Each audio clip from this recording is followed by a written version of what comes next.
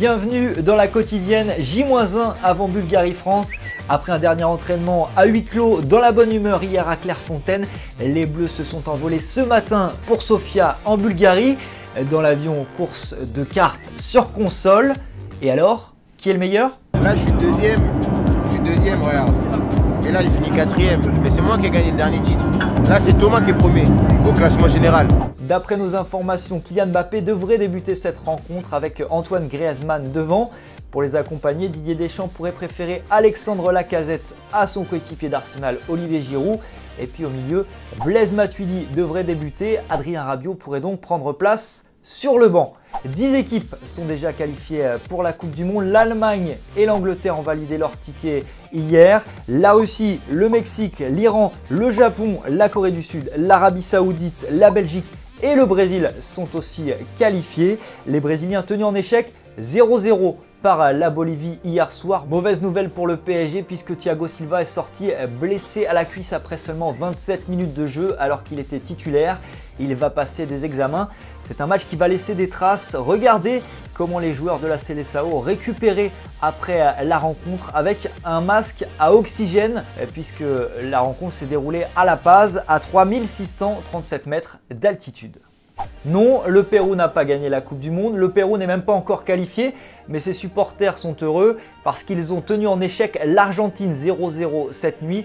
Une triste équipe de l'Albiceleste. Ángel Di María titulaire a été sorti dès la mi-temps, il a écopé de la note de 3/10 dans le quotidien Olé.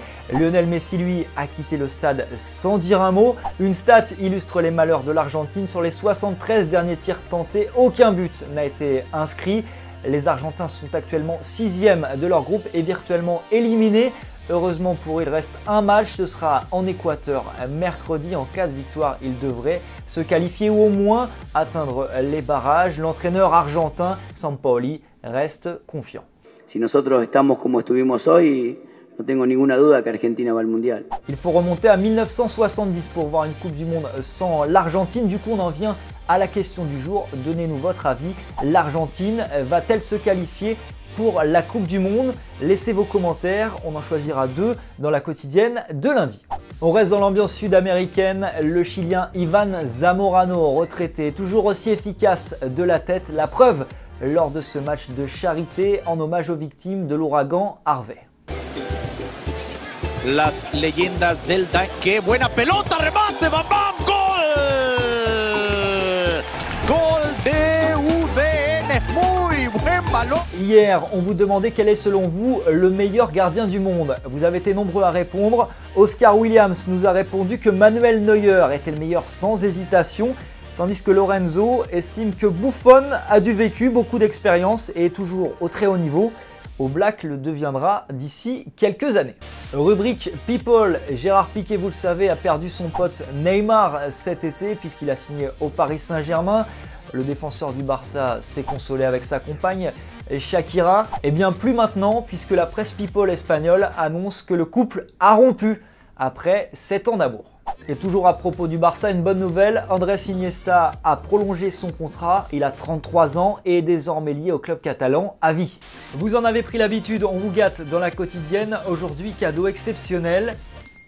Le maillot de l'équipe de France dédicacé par tous les joueurs. Pour le gagner, il vous suffit de commenter, partager, relayer la quotidienne. Voilà, c'est la fin de la quotidienne. N'oubliez pas, demain soir 20h45 sur TF1 Bulgarie-France. On se quitte avec ce très joli but. Ça donnera peut-être des idées aux Bleus. Salut à tous, bon week-end.